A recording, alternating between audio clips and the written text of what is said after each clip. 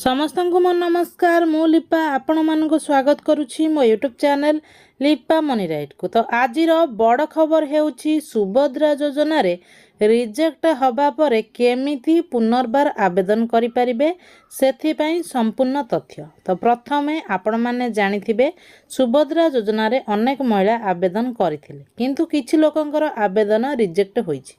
एबे हेउछि प्रश्न रिजेक्ट हेले पुणी अप्लाई करि परिबे कि?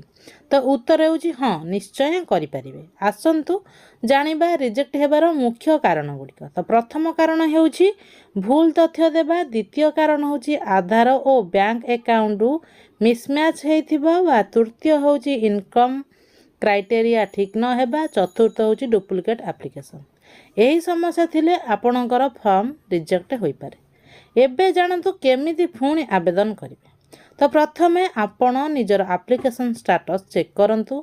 जदि रिजेक्ट देखा जाए तार रीजन भल भाबरे पढ़ंतु, तापरे सेई भूल को सठिक करंतु। जथा आधार लिंक, बैंक डिटेल्स अपडेट करंतु। पुणी अप्लाई करिवा पई दुईटी उपाय अछि।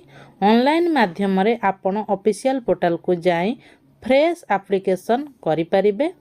तो ऑफलाइन माध्यम रे निकटस्थ मो सेवा केंद्र किंबा सीएससी सेंटर को जाई फॉर्म फिलअप करि परिबे। तो आवेदन करिला बेले एही डॉक्यूमेंट आवश्यक जेमिति कि Aadhaar card, bank passbook, income certificate, mobile number. तो गुरुत्वपूर्ण कथा होउची आपण जेतेबेले पुणी अप्लाई करिवे समस्त तथ्य ठीक भाबे दियंतु, नहले पुणी रिजेक्ट होई पारे। तो सरकारक पक्षरु कुहा जायछि जे जेउ माने इलिजिबल अछंती से माने निश्चिंत बेनिफिट पाइबे। सेथि पई भूल सठिक ठीक करिकी अप्लाई करंतु।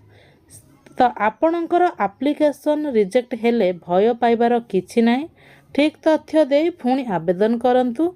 एही परी अपडेट पई आम चैनल को सब्सक्राइब करंतु, लाइक करंतु, शेयर करंतु एवं आपण मानकु आउ थरे मु धन्यवाद जणाउछि।